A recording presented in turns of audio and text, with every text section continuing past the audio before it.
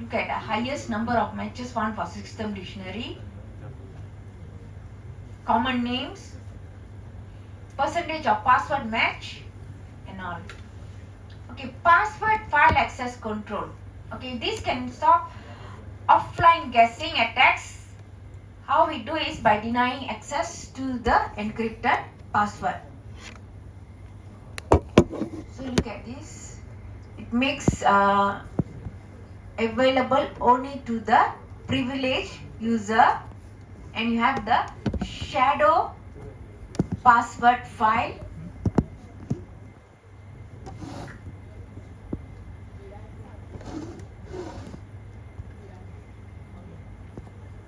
Shadow password file, that's a separate file from the user ID where they can have the hashed password are kept.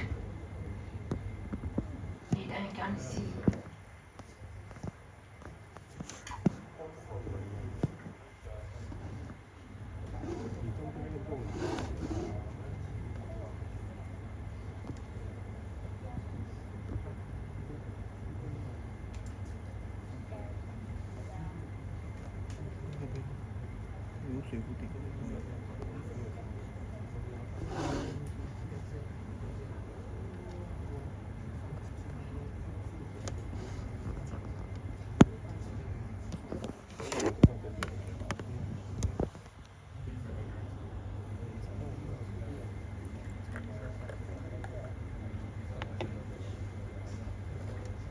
Completely this one. Okay, so password selection techniques, you have user education.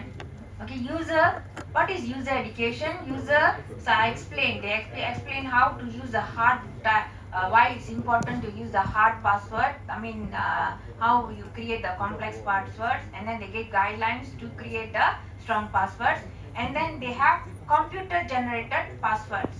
That means that you have the password manager that can create, actually they automatically create a complex password for you. Okay, but here you have users have the trouble remembering them, so they have reactive password checking. So what is reactive password checking? Is the system periodically runs the password cracker to find guessable passwords. Okay, and then you have proactive password checking, where the user here select their own password. However, the system checks to see if the password is actually can be used. If not, it reject. The goal here is it want to stop the guessable passwords, and then they want to only allow user to select what is could be remembered. Okay.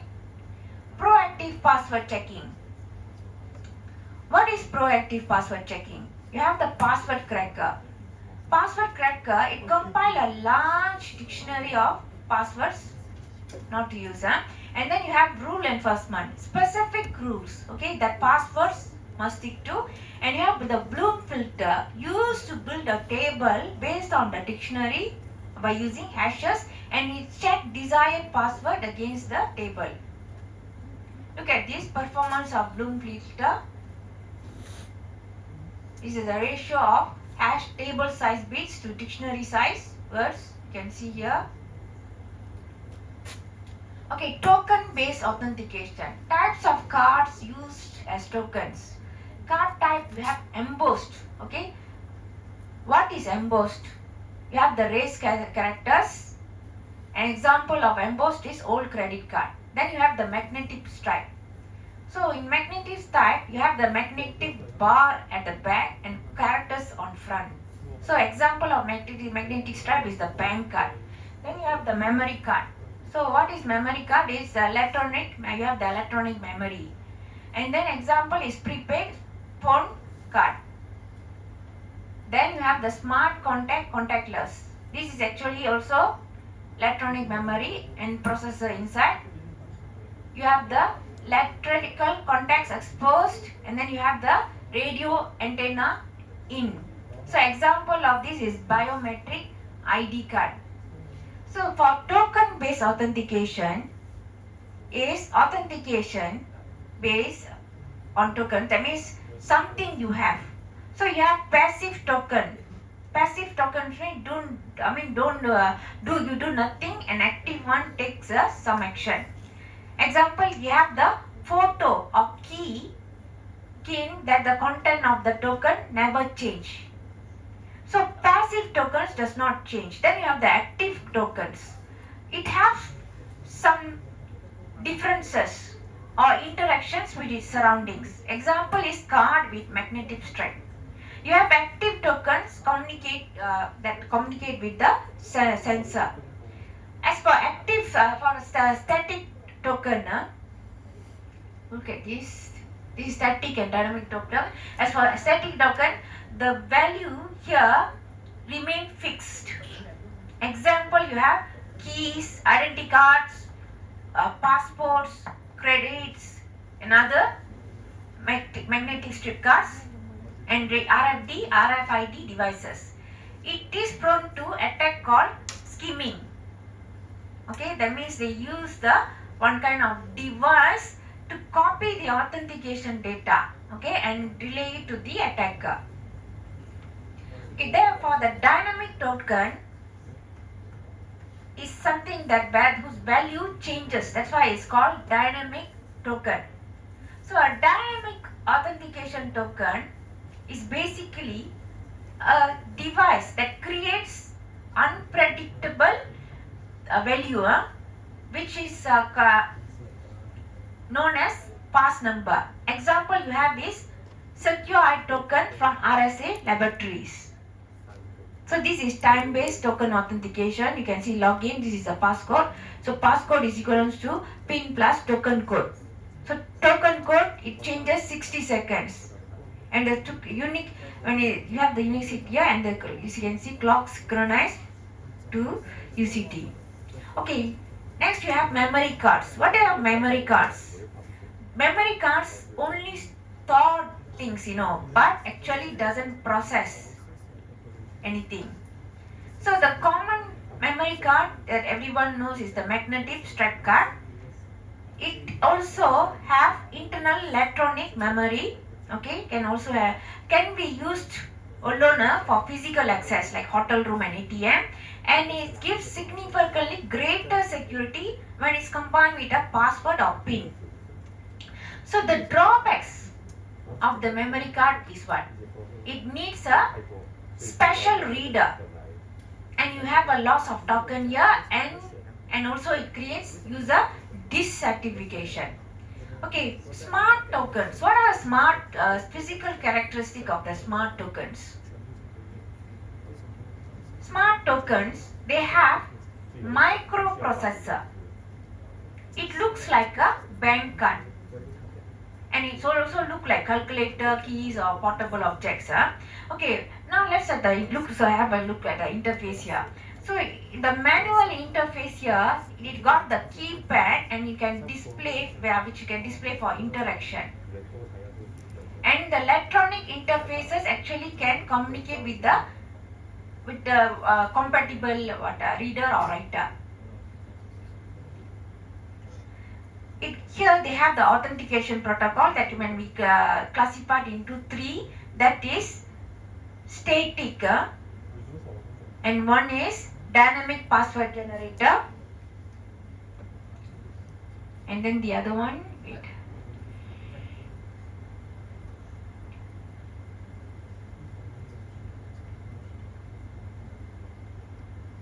challenge response. Okay, you can't see this. Okay, smart cards.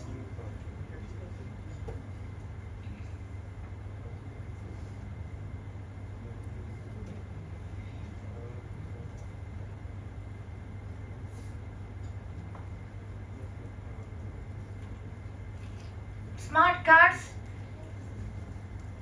this is the most important part of the smart token, that I got the appearance of the credit card, I got the electronic interface, and can use any of the smart token protocols, and it got the microprocessor with the processor, memory, and I/O ports. It got three type of ROMs here. Three type of memory. One is ROM, read-only memory, that is to store data that don't change during card's life. And then you have electrically erasable programmable ROM, the EEPROM, which holds application data and programs. Then you have random access memory, RAM, that hold temporary data, okay, when applications are executed. Okay, look at smart card activation. This is the smart card. You have the card reader, smart card activation. You have the ATR send, and then the protocol negotiation PTS and here. Then the negotiation answer PTS is sent back, to this. And then here this is interactive, the command of APDU, and then that is the end of the session. What is APDU? Is the application protocol data unit. ATR stands for answer to the reset, and PTS is a protocol type selection. This is smart card activation.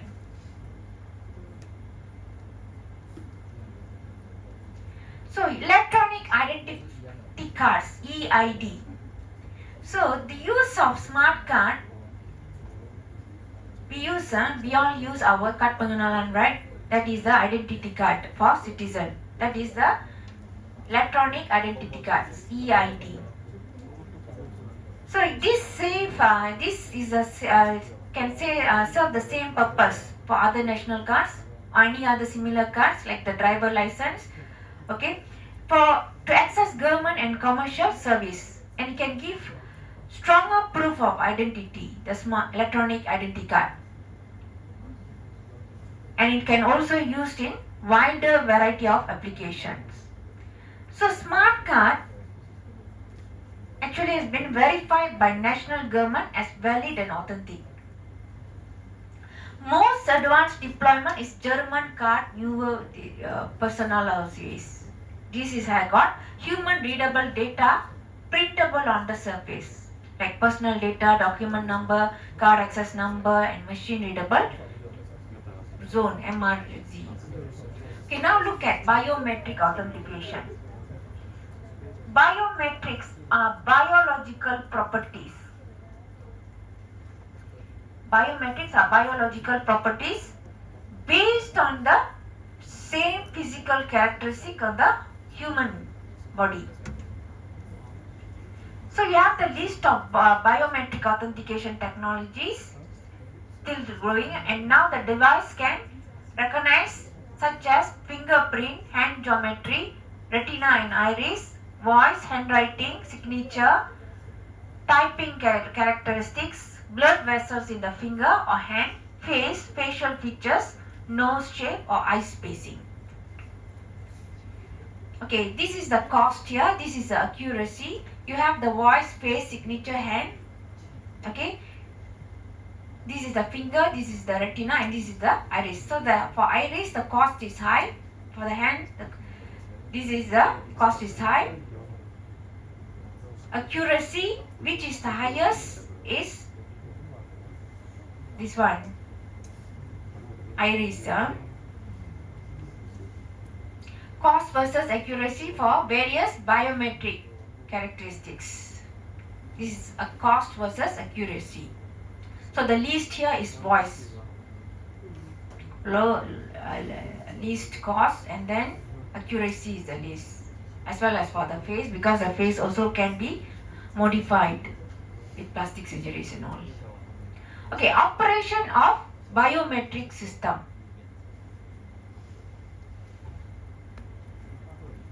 Look at this operation of biometric. First is you have verification. Okay, it's analogous for the user login. The user memory card or smart card coupled with a password.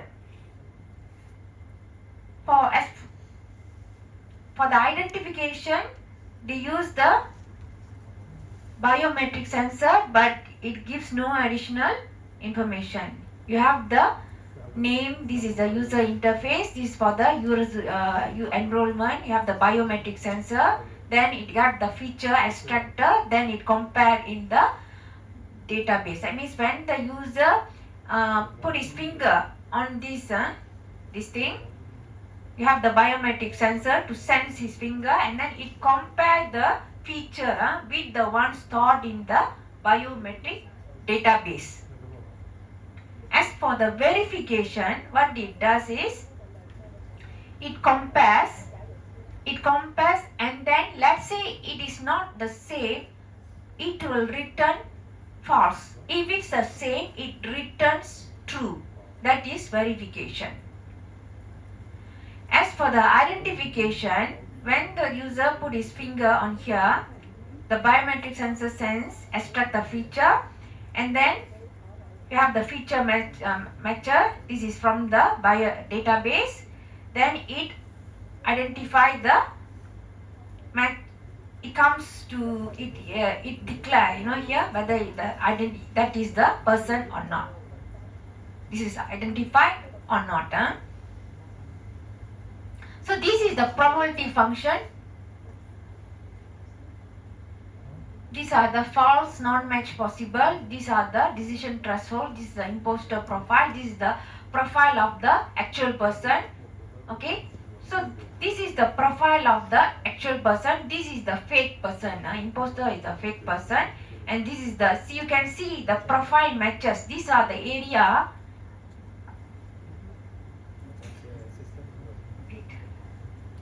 These are the area, the profile, both profile, the actual person and the fake person matches. So what matches here? Matching, average matching of the value imposter, average matching of the value denied user. So you can see the imposter, difference with of the imposter, that means the fake person, and of the real person, the real actual person, the matching score. You have the percentage of the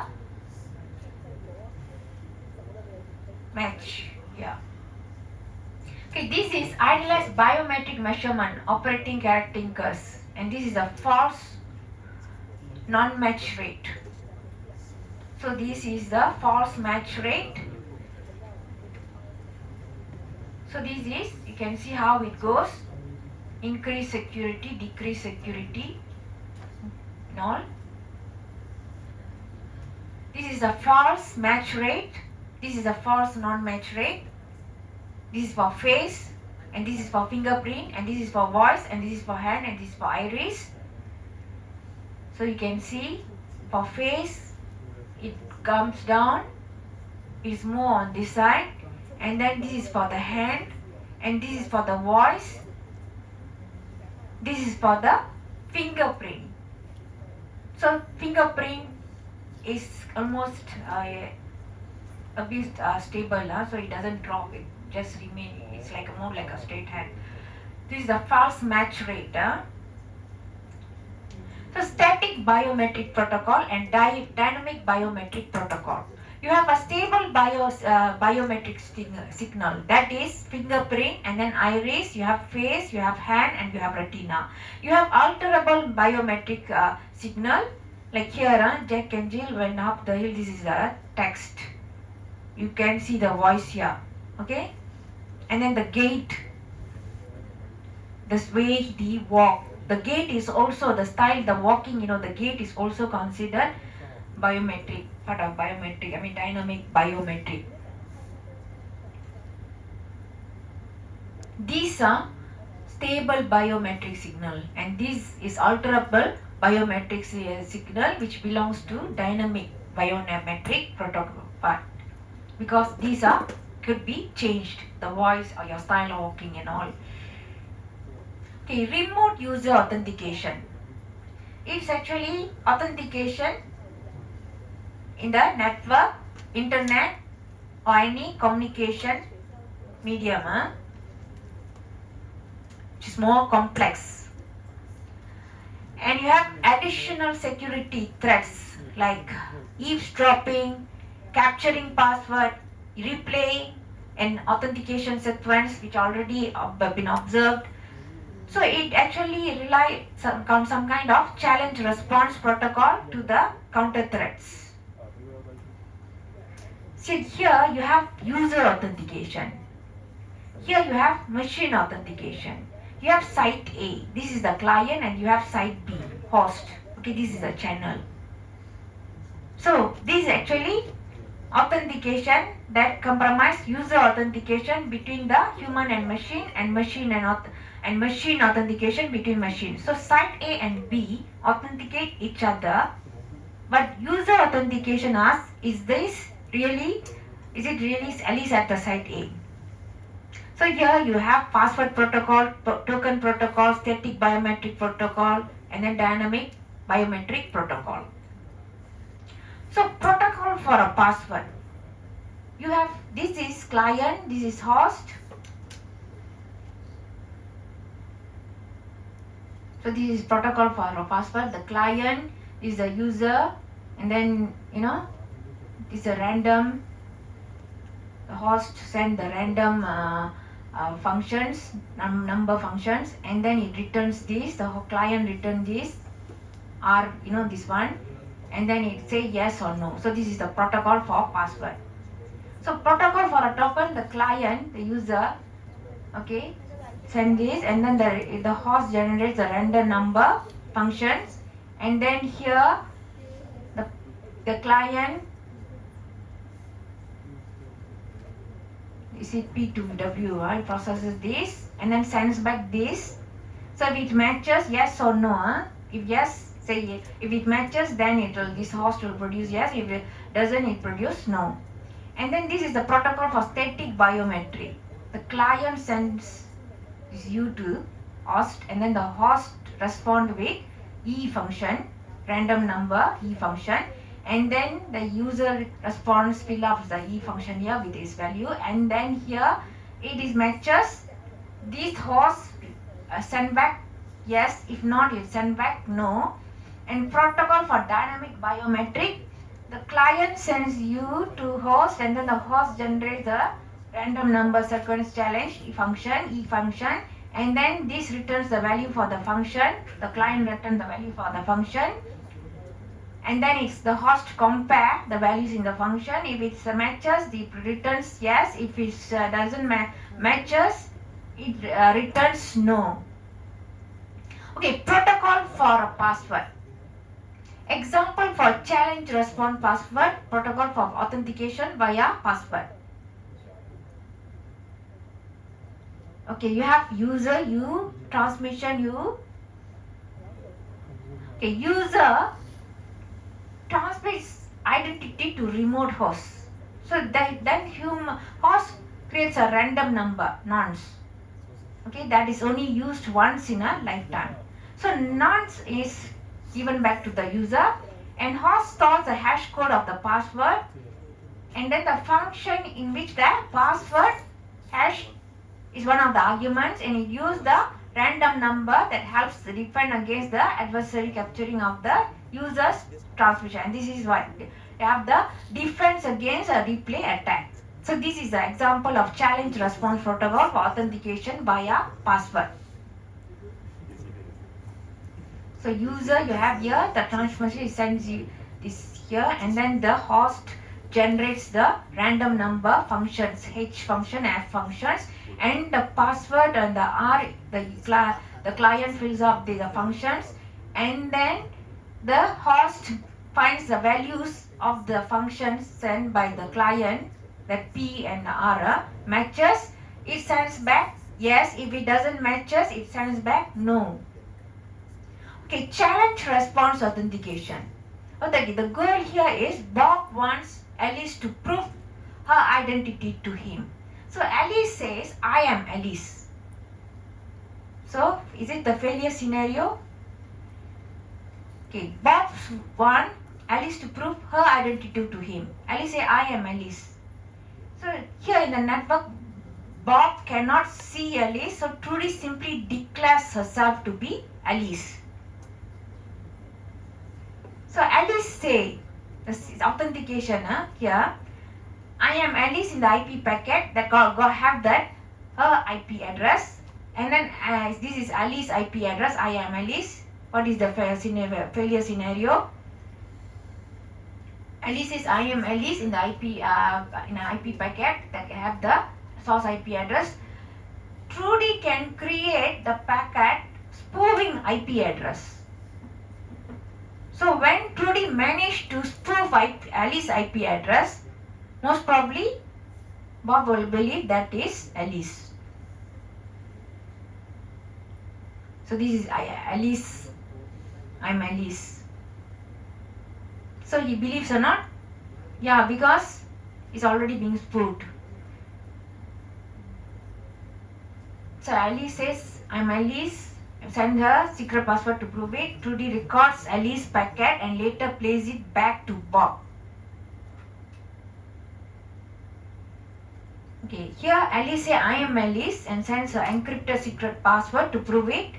And Alice encrypted, I am Alice. Here, this is the Alice IP address. Encrypted password is I am Alice. Okay, and then Alice IP address here.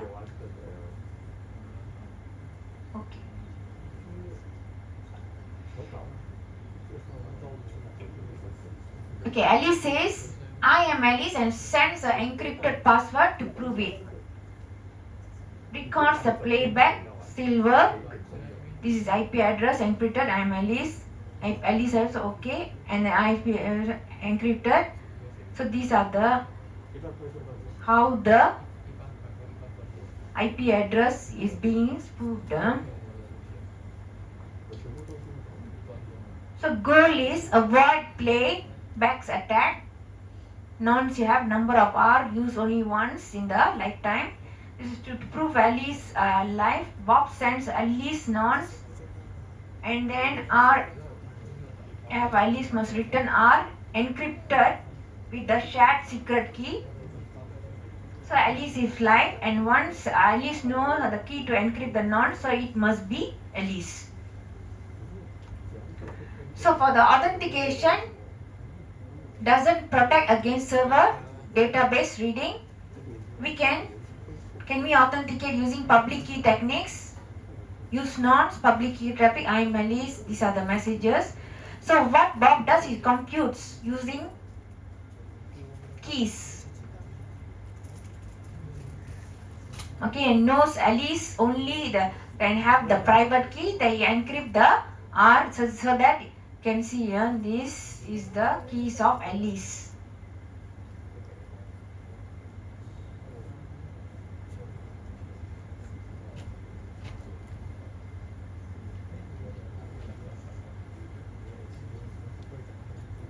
Encrypt the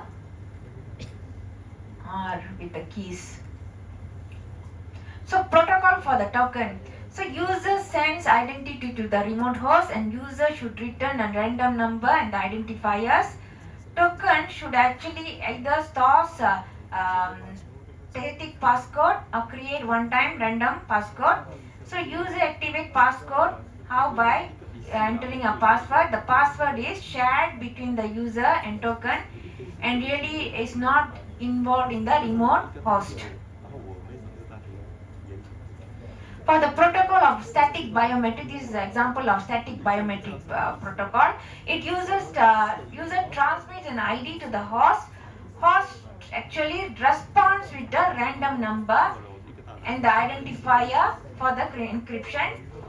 You have the client system controls biometric device on user side. Host decrypts incoming message and then they compare them to the locally stored value. Host give authentication by comparing the incoming device ID to the list of registered device at the host database. Protocol for dynamic biometric. Host give a random sequence and a random number as a challenge.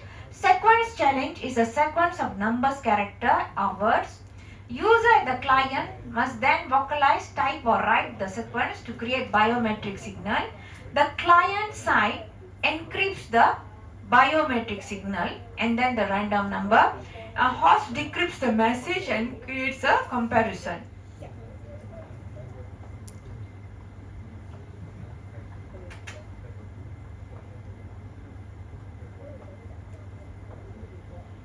So these are the attacks, authenticator, example, typical defenses. Okay, these are the potential suspected authenticator and typical design. You have a client attack, host attack, eavesdropping, theft and copying, replay. This is a Trojan horse, this is a denium of service. denial of service. For the client attack, host attack, authenticators, you can have password token, biometric, password token, biometric. Okay, this one also password token the same. And then examples of client attack, guessing, exhaustive chirp, false match, and all. And then here, this is the plain text, passcode tab, template, limited, large entropy, typical defense for client attack on this. And for eavesdropping, you have the authenticator, password token or biometric. Examples of eavesdropping, you have shoulder serving, theft, and then copying. Okay. And then typical defense for this, you have user intelligence. Okay, must be secret. For typical defense against this, you have multi-factor authentication. For this, you have spoofing. You have need to copy detection and captures device and capture device for authentication. Okay, as for replay, you have password token and biometric authenticators. And then examples of replay is replay stolen password response, replay stolen passcode response and all. And for this you have defense challenge response protocol. You have for this you have challenge response protocol too. And then for this copy detection or capture device. And then for Trojan horse authenticators, you have password token and biometric. And then examples of this, you have installation of raw client. Okay. And what are the defense for this? It's authentication of client or capture device within the trusted security perimeter. As for denial of service, you have password token biometric authenticators. And examples of this, you have lockout by multiple failed authentication. And then what is the defense for this? You have multi-factor with token. Okay, user authentication, security issues. First, you have denial of service. Denial of service attempts to disable the user authentication service. How it does? By it floods the service with different type, with many authentication attempts. So the real actual people, they cannot access it. What is eavesdropping? This is a attempts to learn password by kind of attack that relates to physical proximity of the user and adversary. That is eavesdropping. Then you have host attack. Host attack, that is actually directed at the user file, at the host, where you have password tokens and passcodes or biometric templates, which are actually stored there. Then you have replay. Here it repeats a previously captured user response, that is replay. As for client attacks, you have attempts to achieve user authentication without having the access to remote host or even intervening communication path. Then for the Trojan horse, here you have the physical device that masquerades as the real, a valid application, or a device that you have a purpose to capture the user password, passcode or biometric. Okay, these are the summary of user authentication.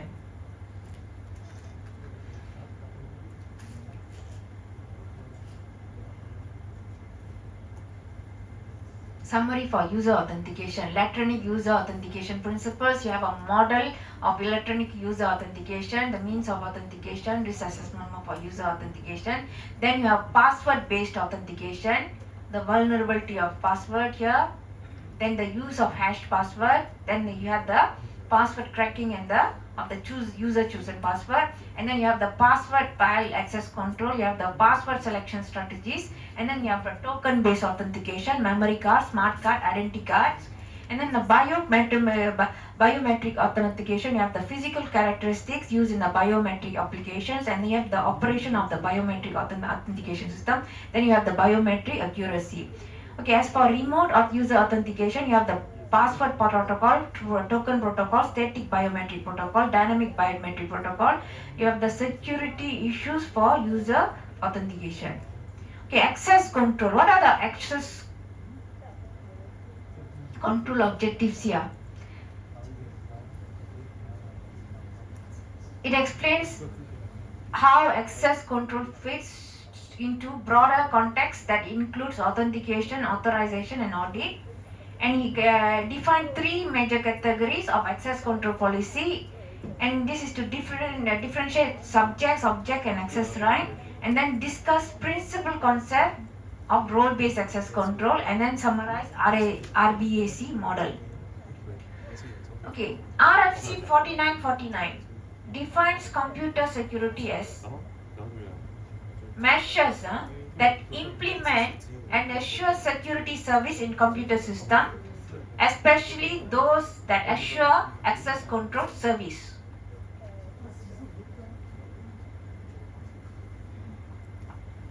That is access computer security defined as by RFC 4949. Okay, now let's look at access control. Okay, this is the ability that only allows right people, authorized users, right programs or processor system or resources access. So that is called access control. So the granting is how? The granting means it allows, deny means it blocks. It's done related to a particular security model.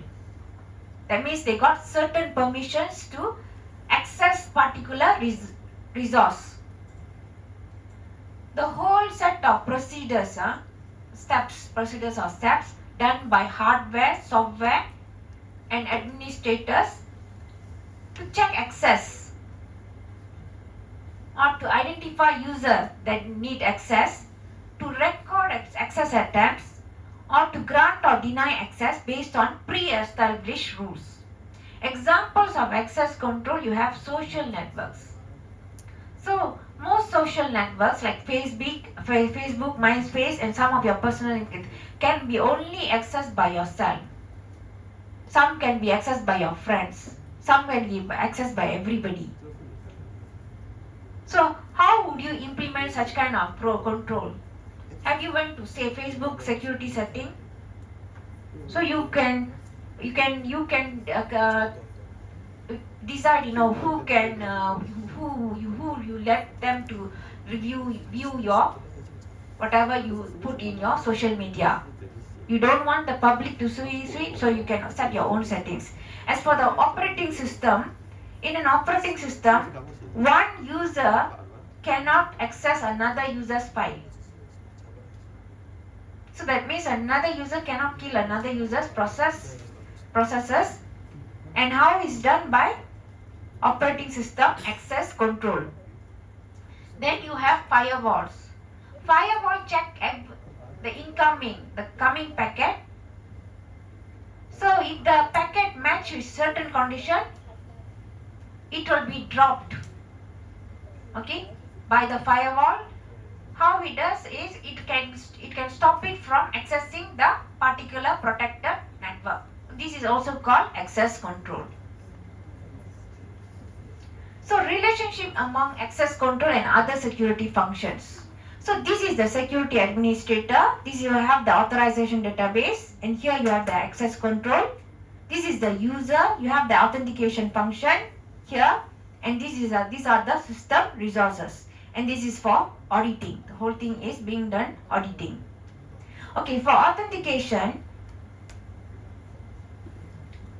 verification that the credentials of the user and other system entity are valid. That is the authentication. What is authorization? They are granting the right or permission for a particular entity, for a system entity to access a system resource. And this check whether who is trusted for more given purpose. That is authorization. Then you have audit. Audit is a open review and is an examination of system records and activities to test for the system controls to make sure it complies with the policy and then the operational procedures, and then it check the breaches in the security and to recommend if any there's a need for change in control policy and procedure. This is the audit is done overall. Access control policy. What is access control? It's a rules. So here, this distributional access control DAC, here you have control access based, okay, that is done based on the identity of the requester and the access rules, okay, that mentions what requesters are actually allowed to do. Then you have mandatory access control, MAC. Here you have control based access on the security labels which are compared with the security labels with security clearance. Then you have role based access control, RBAC. Here you have controls access based on the roles that the user have within the system and on the rules, okay, that's mentioned that the access are only given to the user in the given roles. Then you have attribute based access control. Here the control access based on the attributes of the user and what are the resources they want to access and the current environment things. Okay, subjects, objects and access right. You have subject. Subject is a entity capable of accessing object. You have three classes, owner, group and world. Okay, then you have object. What is object? That is a resource where access are controlled. So here you have the entity used to have or to receive the information. Then you have the access right. So the access right, it describes the way where the subject can access the object. So it can also include read, write, execute, delete, create and search. So discriminatory access control, DAC, controls access based on the identity of the requester and the rules, access rules, authorization. Dimension requesters, what requesters can do or cannot do. So this ruler term discrimination because why?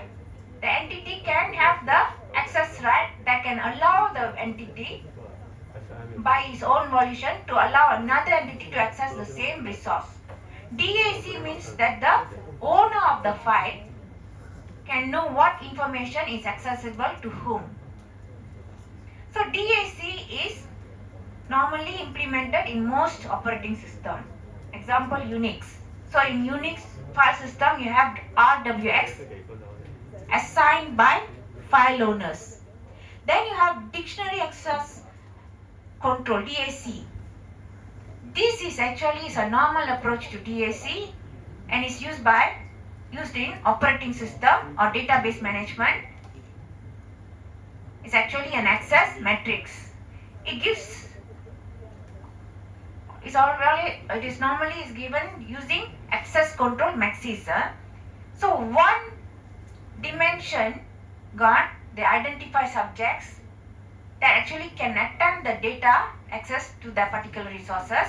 In the other dimension, it lists the subject, the object that can be accessed. So each entry in the matrix shows the access rights of the given subject for the particular object. This is the access control matrix. Subjects access matrix. User A, user B, user C. File 1, file 2, file 3, file 4. These are the objects. These are the subjects. So the objects are the files, the subjects are the users. So user A can own, read, write the file 1. User A can own, read, write the file 3. User B can only read the file file 1. User B he can only read, write the file 2. User B can only write the file B. And user B can only read the file 4. And as for user C, he can read and write file 1 and he can only read file 2, but he can only write the file 4. So this is the access matrix. You have for the capability tickets here.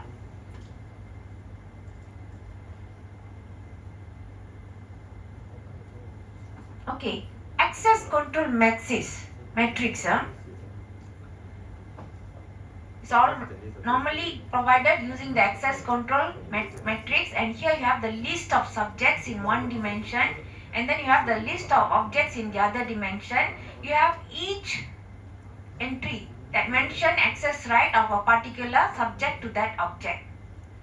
So access control matrix is often sparse that can decompose either by row, capability list, or columns, ACLs.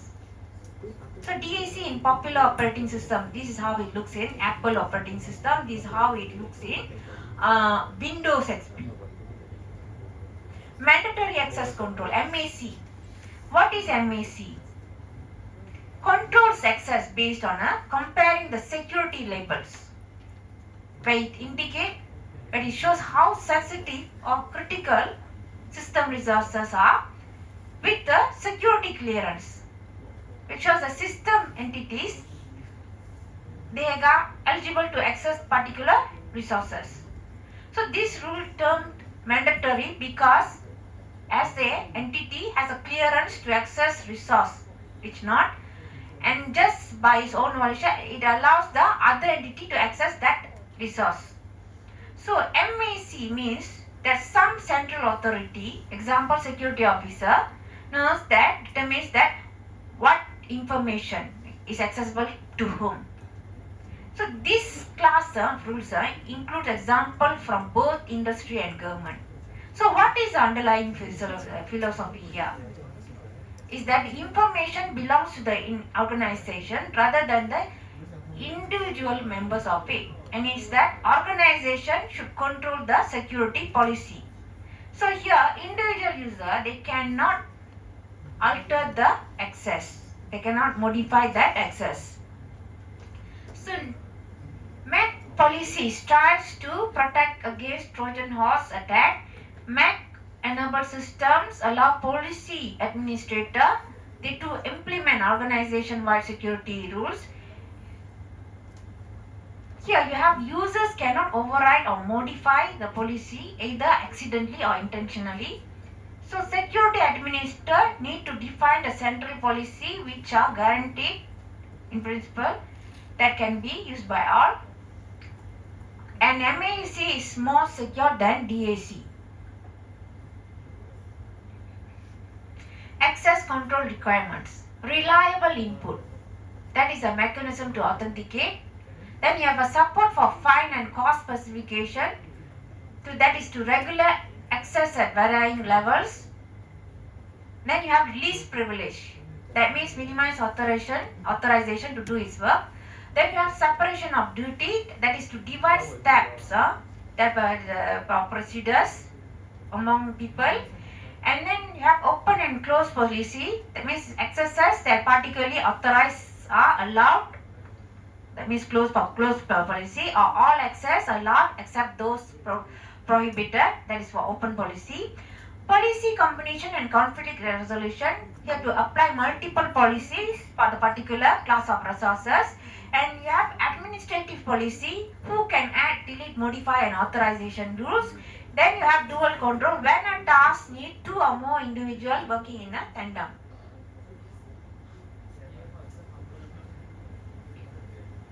Another 30 minutes more. Okay, access control basic elements. You have subject, entity capable of accessing objects. Then you have object, that is the resource, okay, to which access can be controlled. Then you have access right, that what it describes the way where the subject can access an object. So the concept here equates with that of the process, and then it mainly held accountable for actions they initiate, process representing user application. Normally have three classes: owner, group and world, like you, Alice and students. Okay, your entity use this for this part, and then for this entity used to contain or receive information, and the protection security depends on the environment where the access control operates. Example, you have files, directories and records. Number types, it depends on the environment. Example here, password. This is this command here, CS website. Then here the lastly rights are actions. Access rights are the actions that are taken. Example, read, write, execute, delete, create and search. This is the access rights. These are for the object.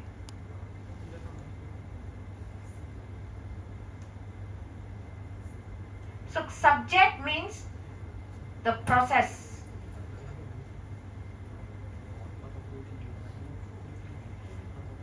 Okay, example of access control structures. Access control list of the file parts are A, as you can see here, file 1, file 2, file 3, file 4. This is file A. For file 1, you have A, B, C. Own, read, and then write moves to B, can only read, and then it moves to C, can only read and write. Then for file 2, B, which can only own and read, C can only read, file 3 own and read and write, and B only write, and file 4 is only for B read and then its own read write. So this is capability list. User A for file 1 own read write, file 3 own read write, and user B file 1 read, file 2 own read write, file 3 write, file 4 read only. User C file 1 read and write, file 2 write, file 4 own read and write. Access control matrix usually sparse and is implemented when it is decomposed into one or two ways. The matrix can be decomposed using columns, the resource access control list. So here for each object, the ACL list, users and their access rights, and you have the decomposition by rows, resource, capability, tickets. So a capability tickets mention authorized objects, an operation for the user. Access control method, access control list. So here the column of access control matrix, the advantage is easy to determine, to know who can access the particular object. It is easy to revoke all access to the object. And this one advantage for the ACL is hard to know the access right of the particular subject. It is hard to revoke the user's right on all the objects, and can be used as on the normal commonly used operating system. And ACL example is social networks. So for most social networks, they use ACL as the main access control model, where users can actually mention they want to access the who can access their profile, friend list and all. Okay, for the capability list, it's the row of access control matrix. The capability can be thought as what? As a PAX, or where X is the name of the object and R can be the privilege of rights. What are the advantage here? It is easier to know the access right of the particular subject, and it is easy to revoke the access right of on all the objects. Disadvantage here is it's hard to know who can access the particular object, and it's hard to revoke all the access right of the object. And a number of capability based computer systems are developed, but then has not proven to be really successful. So this is the access matrix I have already explained earlier. These are the subject, and these are the access mode, and this is the object. So these are the extended control matrix. These are the subject, these are the object.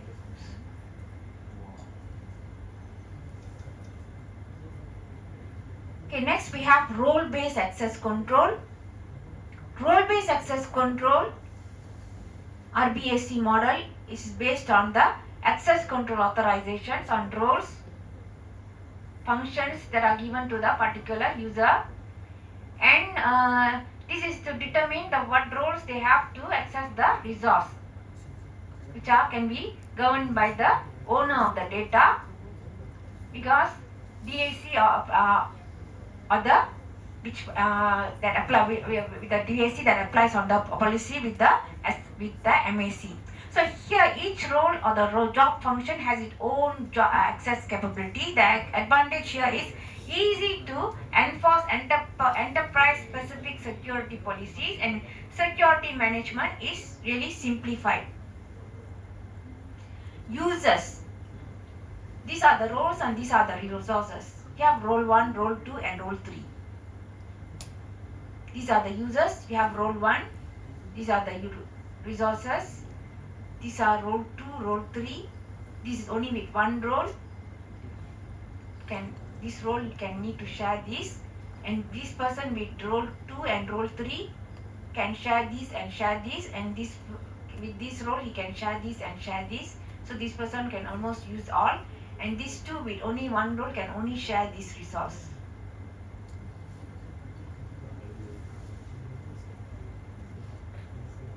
Okay, role-based access control.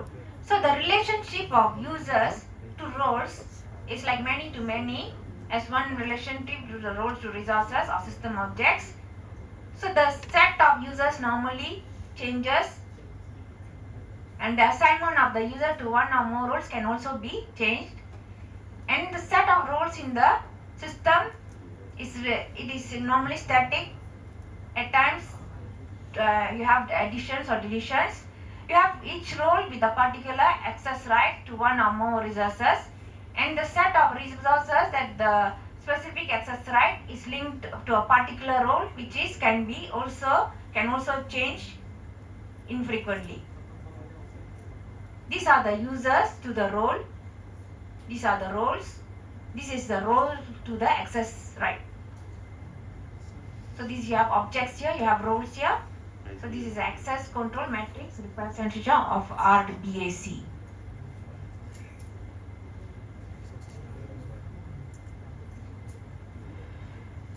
So RBAC reference model. So variety, this is a variety of functions, services can be have under the RBAC approach.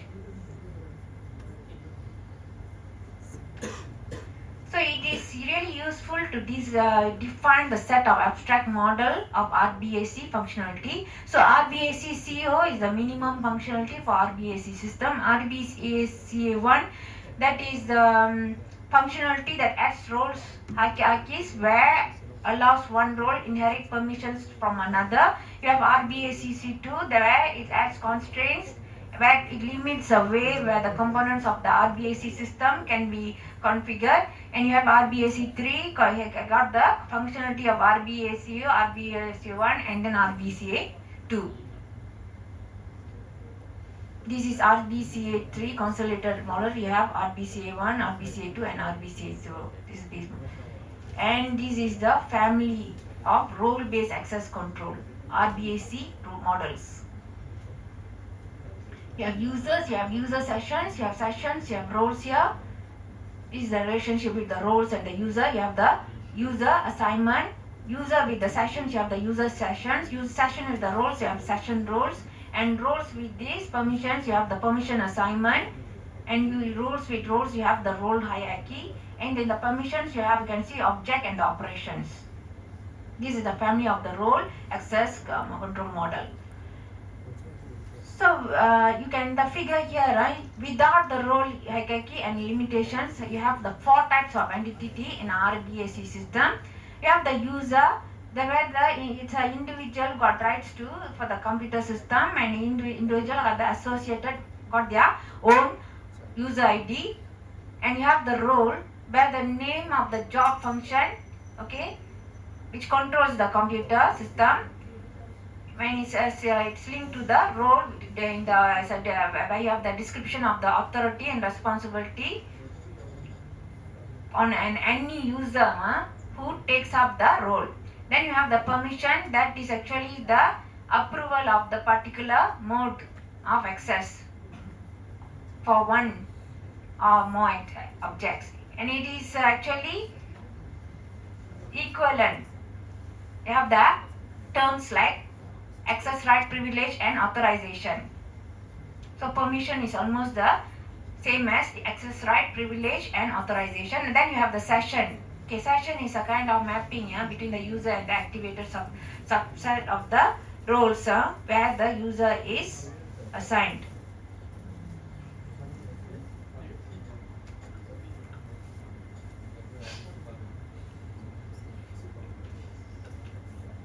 Okay, the narrowed line that you saw in the earlier diagram shows the relationships, the mapping with the, you can see the single arrowhead that shows one and a double arrowhead shows many.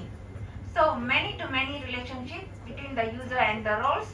You see, you have one user can have multiple roles, or multiple user can have one role, and you have many to many relationships between roles and permissions. Okay, a session is used to define a temporary one-to-many relationship between a user and one or more of the roles where the user has been assigned. The user actually establishes a session with one of the only roles that required for the particular given task. Example here is concept of least privilege. The scope of RBAC model, CO1, RBCA2, RBCA2, and RBCA3. Hierarchy don't have, constraints don't have, RBCA1 yes, constraints no, RBCA2 no, and then you got constraints yes, and then this one got yes and yes, both yes. So this is a role hierarchy. You have a director. Below the director, you can see the project lead 1 and the project lead 2. And below the project lead 1, you have the production engineer 1, quality engineer 1. And then below them, both these two people, you can see one engineer. And this is under the engineering department. And for the project lead 2, you have two engineers, production engineer 2 and then quality engineer. And under this engineer 2 under the engineering department. So role hierarchies give the means of reflecting hierarchical structure of the roles. And then job functions with the greater responsibility got the bigger authority to access resources. So the subordinate for the job will have a subset of the access right for the superior job function.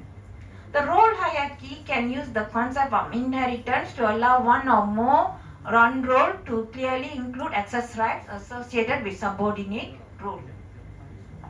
Constraints RBAC gives means of adapting RBAC to this particular administrative and security policy of organization. It defines relationships among roles and condition relates to roles. So types, you have mutually exclusive roles where the user can only be assigned to particular role in the set, and then any permission can be given to one role in the set. Then you have cardinality, that means it's setting the maximum number to the role.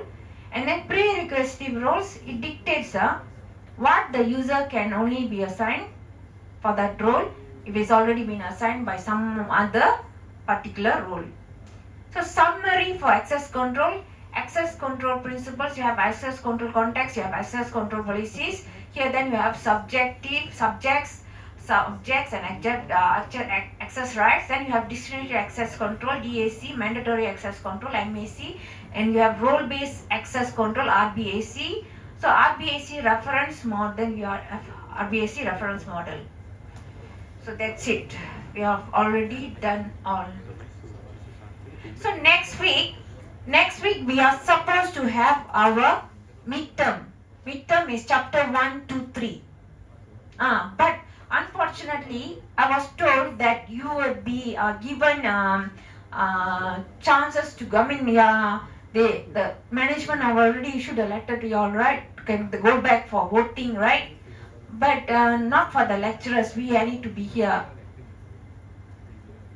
So this class for the lecture class for next week will be replaced, and your midterm will be held the following next week.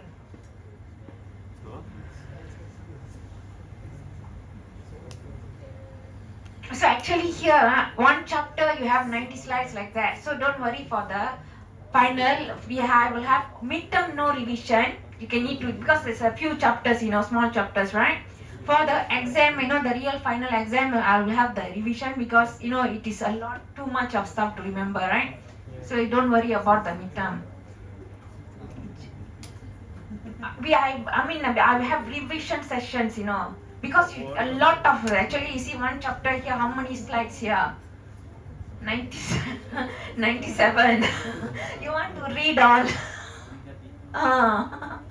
This is a real, so I'm telling her, don't worry, that just for the midterm is chapter 1, chapter 2, chapter 3, that is little you can read and write. But for final, we'll have revision.